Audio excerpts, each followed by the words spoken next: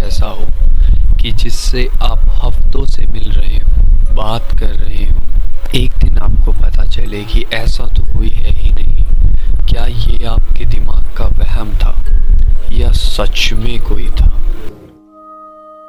नमस्कार दोस्तों, मैं आपका होस्ट और दोस्त कहानी पुरुष आज आपके सामने लेके आया हूँ एक ऐसी घटना जिसको सुनने के बाद आपके रोंगटे खड़े हो जाएंगे। कहानी शुरू करने से पहले अगर आप चैनल पे नए हैं तो चैनल को सब्सक्राइब करें। अगर आपको वीडियो अच्छी लगती है तो वीडियो को ज़रूर लाइक करें। ये कहानी हमें अनिकेत जी ने शेयर की है, जो कि उत्तर प्रदेश के रहने वाले हैं। अनिकेत भाई, मैं और मेरी टीम आपका तहे दिल से शुक्रिया अदा करती है। 12 जुलाई 2019 अनिकेत अपनी मम्मी के साथ अपनी नानी के घर जा रहा था। अनिकेत अपनी नानी के घर 9 साल बाद जा रहा था। अनिकेत बहुत ही ज़्यादा खुश था। अनिकेत बताते हैं कि इनको 2 चीज़ की खुशी थी। एक तो अनिकेत की नानी ने हाल फिलहाल में ही एक आलीशान घर, जिसे घर कहना तो गलत होगा, यानी एक बंगलो किराए पे लिया था, जो कि कम पैसों में उन्हें मिला था। अनिकेत बताते हैं कि उस बंगलो में सारी सुविधाएं थी।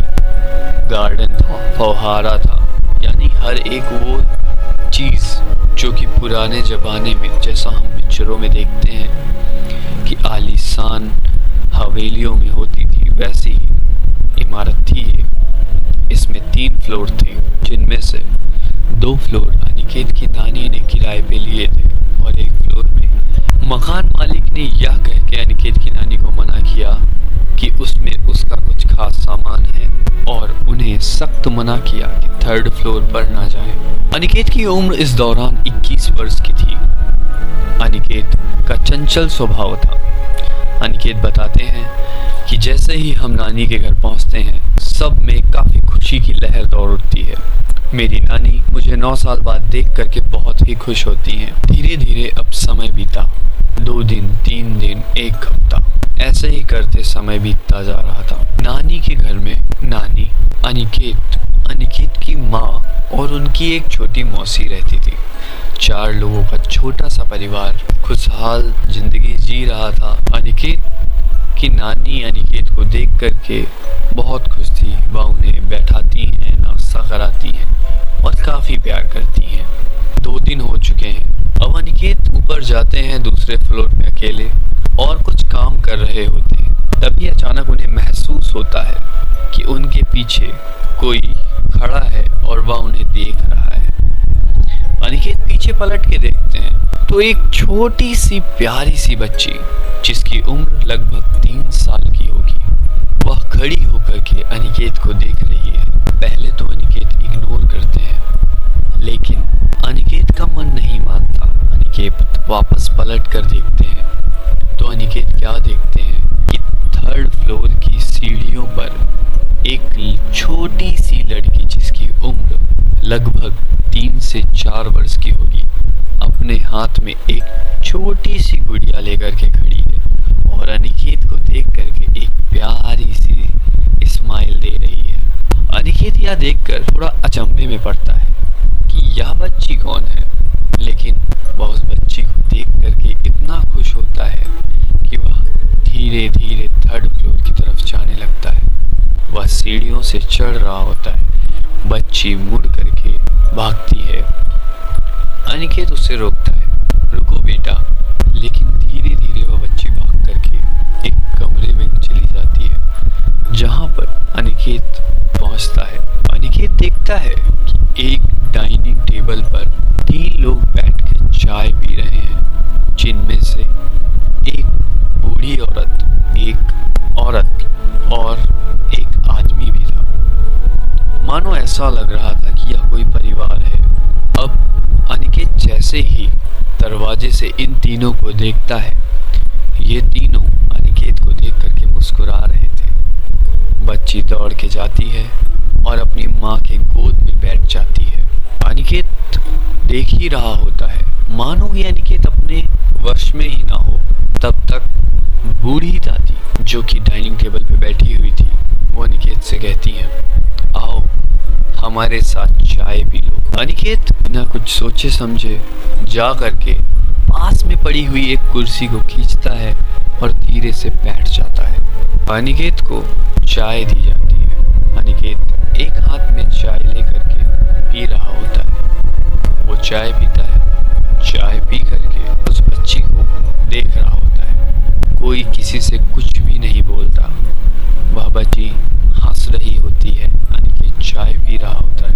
आदमी बैठ करके न्यूज़पेपर पढ़ रहा था। धीरे से अनिकेत अपना कप रखता है और उस बच्ची के साथ खेलने लगता है। ऐसे देखते ही देखते एक हफ्ता बीतता है। तभी अचानक एक दिन अनिकेत की नानी, उनकी मम्मी और उनकी छोटी मौसी अनिकेत को लेकर के नीचे बैठी चाय पी रही थी। तभी अनिकेत की नानी अचानक अनिकेत से कहती हैं कि अनिकेत, आजकल तुम दूसरे फ्लोर पे कुछ ज़्यादा ही समय दे रहे हो, हमारे साथ भी बैठो। या मानो अनिकेत ने सुना ही ना हो। अनिकेत लगातार दूसरे फ्लोर की सीढ़ियों की तरफ देख देख के हंस रहा था, मानो कोई किसी से वह आंखों ही आंखों में बात कर रहा हो। नानी जोर से चीख कर बोलती है, अनिकेत तुम्हारा ध्यान कहाँ है? अनिकेत हक्का बक्का होकर के नानी की तरफ देखता है और फिर उठ करके दूसरे फ्लोर की तरफ चल देता है बिना कोई जवाब दिए। उसकी नानी को लगता है हो सकता है बच्चा है, गुस्सा हो गया हो। वह भी इस बात को इग्नोर करती हैं और अपने कामों में रोज की तरह सब लोग लग जाते हैं। तभी अनिकेत दूसरे फ्लोर पे आता है। फिर अनिकेत तीसरे फ्लोर पे जाता है। तभी कुछ काम से उनकी मौसी दूसरे फ्लोर पे आती है। वह देखती है कि वहां पर तो अनिकेत है ही नहीं। उन्हें महसूस होता है कि कोई बात कर रहा है, मानो कि कोई तीसरे फ्लोर से बोल रहा हो। धीरे से वह पलटती है और धीरे धीरे करके वह ऊपर जाती है। वैसे तो मकान मालिक ने मना किया था कि तीसरे फ्लोर पर कोई नहीं जाएगा, लेकिन उनकी मौसी को लगता है कि आखिर ऊपर कौन है जो बोल रहा है और अनिकेत कहाँ है। यह देखने के लिए उनकी मौसी धीरे धीरे से थर्ड फ्लोर पे जाती हैं। वह क्या देखती हैं कि अनिकेत के हाथ में एक कप है जिससे अनिकेत चाय पी रहा है, बल्कि वह कप खाली है और अनिकेत के पास 3 कप और रखे हुए हैं। उनकी मौसी देखती हैं कि अनिकेत किसी से बातें कर रहा है। उनकी मौसी अनिकेत को 2 बार आवाज लगाती है, अनिकेत अनिकेत, लेकिन अनिकेत मानो कि वह कुछ सुन ही ना रहा हो। वह हंस रहा है और बातें करता जा रहा है। अब उनकी मौसी यह देख करके चिल्ला करके वापस दौड़ती है नीचे की तरफ। वह नीचे आकर के अनिकेत की नानी और माँ को सारी बात बताती है। अब अनिकेत की माँ और उनकी नानी घबरा करके दौड़ करके थर्ड फ्लोर की तरफ जाते हैं। उन्हें भी वह सेम चीज दिखती है। अनिकेत की नानी जोर से चिल्लाती है, अनिकेत, और जा करके अनिकेत को जोर से हिलाती है। अनिकेत पीछे पलट के देखता है, मानो ऐसा कि उसने कोई पाप कर दिया हो। अनिकेत अपनी नानी से कहता है, नानी आप यहाँ क्या कर रही हैं? अनिकेत की नानी अनिकेत का हाथ पकड़ती है और नीचे लेकर के आती है। अब पूरा घर घबरा जाता है कि आखिर हुआ क्या ऐसा। धीरे धीरे अनिकेत की जो तबीयत थी वह बिगड़ने लगती है, क्योंकि अभी अनिकेत तीसरे फ्लोर पर जाना बंद कर दिया था। अब अनिकेत लेटा रहता और सपने में जोर से चिल्लाता, मुझे भी चलना है, मुझे बिना लिए मत जाना। ऐसे करके अनिकेत जोर जोर से चीखता, उसे बुखार आता, वह बीमार होता, यहाँ तक कि अनिकेत कई बार मरने की कोशिश भी कर चुका था। अनिकेत की नानी सही समय पर सही डिसीजन लेती है और वह उस एरिया के एक प्रसिद्ध बाबा को अपने घर बुलाती है। बाबा आते हैं, वह घर के अंदर आकर के अनिकेत को देखते हैं। अनिकेत पूरी तरह से पागलों वाली हरकतें कर रहा था। अनिकेत अपने सेंस में ही नहीं था। वह पुजारी जी का हाथ पकड़ता तो हाथ हिलाने लगता, गला पकड़ता तो गला दबाने लगता, मानो ऐसे कि वह पुजारी जी को मारने की कोशिश कर रहा हो और खुद मरने की। अनिकेत की मौसी और मम्मी उसके दोनों हाथ और पैर बांध देते हैं। वह एक चारपाई पे बैठा पुजारी जी को देख करके बस यही कह रहा था, मुझे एक बार खोल दीजिए, मुझे आपके पास आना है, मुझे आपसे बातें करनी है। यह सुनकर पुजारी जी अनिकेत की नानी को कहते हैं कि हमें हवन करना होगा, यानी जो भी उनके रिचुअल्स होते हैं वो सारे उन्हें करने होंगे। नानी जी पंडित जी से हाथ जोड़ करके निवेदन करती है कि पंडित जी, आपको जो भी करना है आप करें, मेरे बच्चे को इससे बाहर निकाले, आखिर इसे क्या हुआ है। अब धीरे धीरे पंडित जी वह यज्ञ करना स्टार्ट करते हैं। अनिकेत मानो कि अपने होश में ही ना हो और एक पागलों की जैसे हरकत कर रहा हो, कहीं अपने मम्मी के हाथों में काट रहा था तो कहीं अपने मौसी के हाथों में। जैसे जैसे पंडित जी अपने कमंडल से निकाल करके गंगा जल अनिकेत के मुंह पे मार रहे थे, अनिकेत जोर जोर से चीख रहा था, अपने पैर पटकता, मम्मी को धक्का देता, अपनी मौसी को धक्का देता। लेकिन उन दोनों औरतों ने भी उन्हें काफी कस के पकड़ रखा था। अनिकेत का पूरा शरीर मानो जैसे बुखार से तप रहा हो। अनिकेत की आंखें लाल और अनिकेत का पूरा बदन सूख चुका था, यानी कि डिहाइड्रेशन जिसे बोलते हैं। उसकी जुबान सूखी हुई, फिर भी अनिकेत बोलने की कोशिश कर रहा था। अब धीरे धीरे पंडित जी की पूजा समाप्त होती है तो अनिकेत बेहोश हो जाता है। तांत्रिक जी यानी जो पुजारी जी थे वह बताते हैं कि इस घर में सन 1984 यानी 1984 में इस घर के मकान मालिक के परिवार को जिंदा तीसरे फ्लोर पे जलाया गया था। पंडित जी कारण तो नहीं बताते हैं, बस वह इतना कहते हैं कि मैंने अभी यहाँ पर बंदिश कर दी है और अभी यह घर पूरी तरह से मुक्त हो चुका है।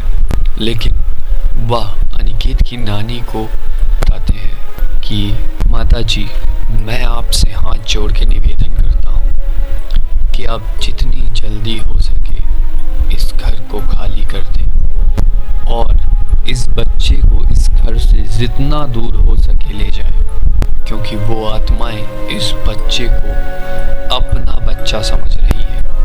पंडित जी बताते हैं जो लोग जले थे उनमें से एक आदमी कम था और वह कोई और नहीं, वही मकान मालिक था जिसने उनकी नानी को यह कहा था कि आप तीसरे फ्लोर पे मत जाना, तीसरे फ्लोर पे मेरा कुछ कीमती सामान रखा है। धीरे धीरे अनिकेत की तबीयत में सुधार आता है। उसकी माँ अनिकेत को लेकर के वापस अपने शहर लौट जाती है। अनिकेत की नानी भी जल्द से जल्द उस घर को खाली कर देती है। अनिकेत बताते हैं कि जब वह ठीक हुए तो उन्हें कुछ याद ही नहीं था, ना ही उन्हें यह पता था कि उनके साथ क्या हुआ। अनिकेत बताते हैं कि कभी कभी सपने में अभी भी वह बच्ची आती है, लेकिन अनिकेत कहते हैं कि अब मुझे ऐसा कुछ नुकसान नहीं होता। हाँ, मैं कभी कभी डर जरूर जाता हूँ। तो यहीं पे कहानी समाप्त होती है। मेरा आपसे निवेदन है कि आप सभी कहानी को पूरा सुने। कहानी अच्छी लगे उसे लाइक करें। ये सारी कहानियाँ हमें हमारे मित्रगण हमें इंस्टाग्राम, व्हाट्सएप और अन्य माध्यमों से शेयर करते हैं। और मैं आपसे अंत में यह बात कहना चाहूँगा कि घर लेने से पहले उस घर का पूरी तरह जांच और पूजा पाठ ज़रूर करवाएं।